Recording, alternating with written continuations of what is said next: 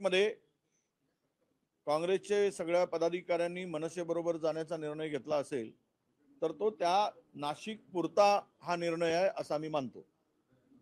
आणि नाशिक मधल्या पदाधिकाऱ्यांनी तो निर्णय घेतला असेल तर त्या स्थानिक पातळीवर ती सगळी राजकीय परिस्थिती बघून घेतलेला निर्णय आहे। आम्ही त्यांना अधिकारच दिले होते, त्यामुळे त्यात काही फार वाद निर्माण होईल अशा प्रकारची परिस्थिती नाही।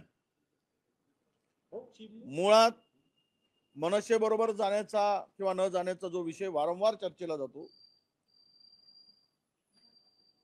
आमच्या महाराष्ट्रातील नेत्यांची भूमिका नेत्यांनी सर्व मिळून आम्ही भूमिका स्पष्ट केलेली आहे आणि आमच्या भूमिकेमध्ये कुठेही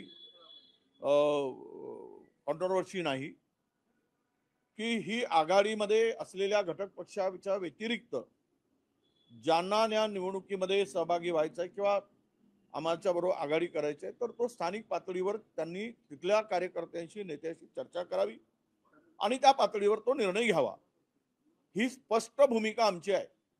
म्हणजे उद्या जर चंद्रपूरमध्ये मनसेबरोबर युती होत आहे तर त्यामध्ये काही नवल वाटण्याचं काही कारण नाही, कारण तो स्थानिक पातळीवरच्या नेत्यांचा निर्णय आहे।